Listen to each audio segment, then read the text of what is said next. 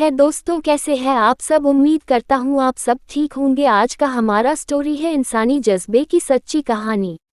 ये एक लड़की की सच्ची कहानी है जो हमें कठिन से कठिन परिस्थितियों के बावजूद जीवन को सकारात्मक तरीके से जीने और अपने लक्ष्य को प्राप्त करने की प्रेरणा देती है। 25 सितंबर 2000 की बात है। तब मैरिसल अपटन मेरी लैप्टेंट महज 11 साल की थी। उस दिन वो अपने अंकल के साथ पानी लाने के लिए बाहर निकली हुई थी। रास्ते में उन्हें 4-5 लोगों ने घेर लिया। उनके हाथों में धारदार हथियार थे। उन्होंने अंकल से जमीन पर झुक जाने के लिए कहा और उन्हें बेरहमी से मारने लगे। ये देख मैरिसल सदमे में आ गई। वो उन लोगों को जानती थी, वे उसके पड़ोसी थे। उसे लगा कि अब उसकी जान भी नहीं बचेगी और वो उनसे बचकर भागने लगी। पर वो छोटी थी और हत्यारे आसानी से उस तक पहुंच गए। वो चिल्लाने लगी, कुया वागपो वागन यो एक आंटैगिन मावा पो कायोसा एकिन, मुझे मत मारो, मुझ पर दया करो। पर उन दरिंदों ने उसकी एक ना सुनी और उनमें से एक ने गले पर चाकू से वार किया। मैरिसल जमीन पर गिरकर बेहोश हो गई। जब थोड़ी देर बाद उसे होश आया तो उसने देखा कि वहां खून ही खून था और वे लोग अभी भी वहीं खड़े थे, इसलिए उसने बिना किसी हरकत के मरे होने का नाटक किया। जब वे लोग चले गए तब वो उठी और घर की ओर दौड़ने लगी।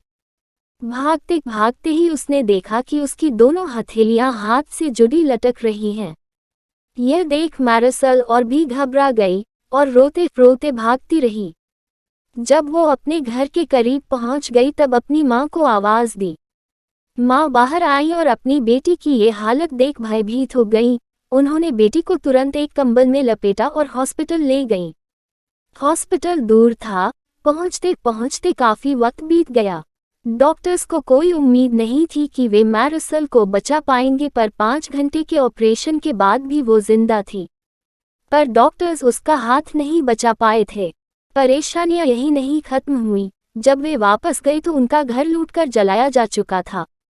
गरीब होने के कारण उनके पास हॉस्पिटल का बिल भरने के पैसे भी नहीं थे, पर दूर के एक रिश्तेदार आर्चबिशप एंटोनियो लेडेस्मा की मदद से वे बिल भर पाए और अपराधियों को सजा भी दिलवा पाए।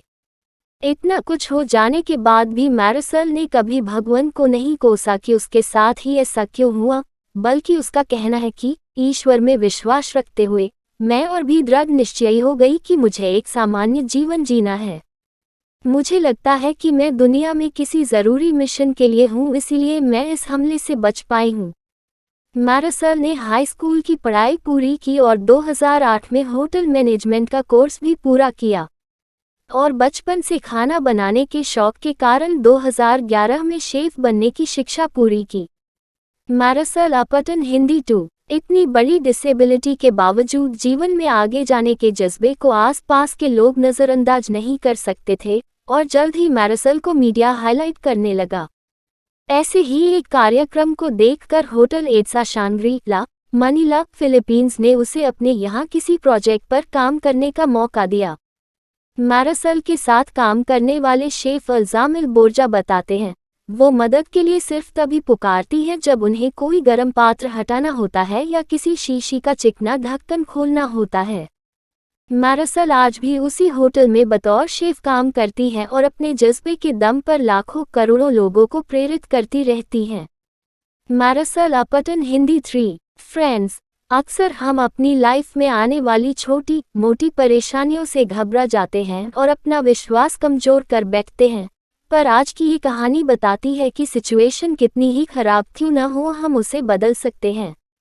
मैरिसल की कही एक बात हमें याद रखनी चाहिए, यदि आप सपने देखें, कड़ी मेहनत करें और ईश्वर में आस्था रखें तो कुछ भी संभव है। आपको हमारा वीडियो से कुछ सीख मिला हो तो वीडियो को लाइक, कमेंट और शेयर जरूर करें। धन्यवाद। प्रणाम।